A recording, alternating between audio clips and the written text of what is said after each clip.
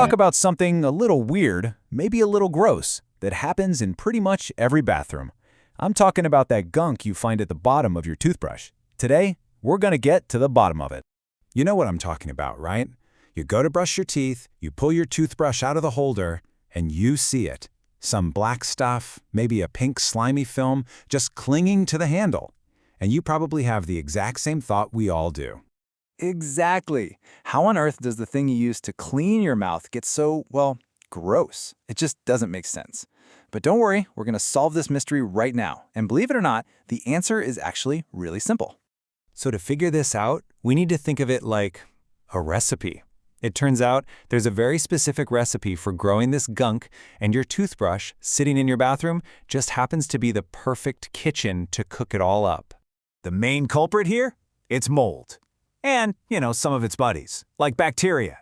The thing about these microorganisms is that they are not picky eaters. They have some really basic needs to build a home and start a family. That's it. Seriously, that's all it takes, just 3 little things. Some moisture, a little bit of warmth, and a food source. If you've got those 3 ingredients, mold is more than happy to move in. And as we're about to see, your toothbrush provides all 3 big time. Okay, so let's play detective for a minute. Let's go to the scene of the crime and see how this all plays out. We're going to break down how a totally innocent toothbrush becomes this perfect, welcoming habitat for gunk. All right, first up, moisture. This one's kind of obvious, right? Every single time you brush your teeth, you get your toothbrush soaking wet. But the story doesn't stop when you put it back in the holder. Oh no. This is the key part. Gravity does its thing. So even after you shake your toothbrush off, water is slowly trickling down the handle. And if you keep it in a cup, that water has nowhere to go. It just pools at the bottom, creating this perfect little swamp that keeps the base of your toothbrush constantly damp. Okay, so we've got the water. Check. What's next on our recipe? Warmth. Well, let's think about your bathroom for a second. It's usually a pretty small, closed-off room. And for mold, yeah, it's basically paradise. Think about it. Every hot shower you take is like turning on the heat and dehumidifier in a tiny little tropical greenhouse. That warm, damp air just hangs around, creating the absolute ideal climate for things to start growing. Okay, this is the part that usually surprises people. You're probably thinking, hold on, my toothbrush is clean, there's no food on there. But from a microbe's point of view, your toothbrush is an all-you-can-eat buffet. I mean, on the menu tonight, we have tiny leftover food particles, bacteria straight from your mouth, some organic compounds that are actually in your toothpaste, and even just plain old dust from the air. To us, it's nothing, but to mold, it is a feast. So there you have it, moisture, warmth, and food. The recipe is complete. Now, let's take a look at what we've actually been growing this whole time. What is that stuff? Well, that colorful stuff isn't just dirt, it's a living colony, a whole little ecosystem. If you're seeing black, that's almost always mold. See that kind of pink or orangey slime? That's usually a specific type of bacteria.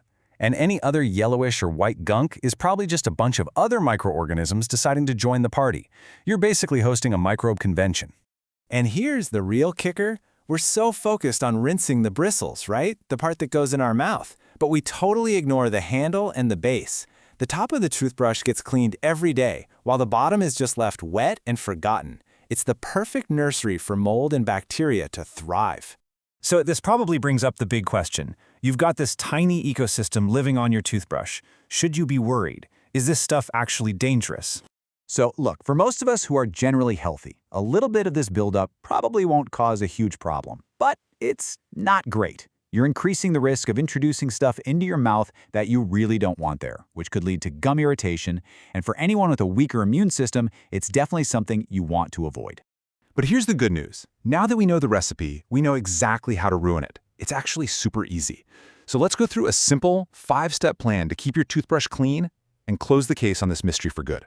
First, and this is the big one, let it dry. Store it upright, out in the open where air can get to it. Second, ditch those little plastic travel caps. They're a moisture trap. Third, actually clean the base. Just give the handle a quick wipe down. Fourth, try to keep toothbrushes from touching each other. And finally, just replace it every 1 to 3 months. It's what the dentists recommend anyway. And really, it all comes down to this one simple idea. Your toothbrush isn't really getting dirty, it's just never ever getting the chance to fully dry. If you focus on that one thing, helping it dry out between uses, you take away the most important ingredient in that whole recipe, and the whole problem just goes away.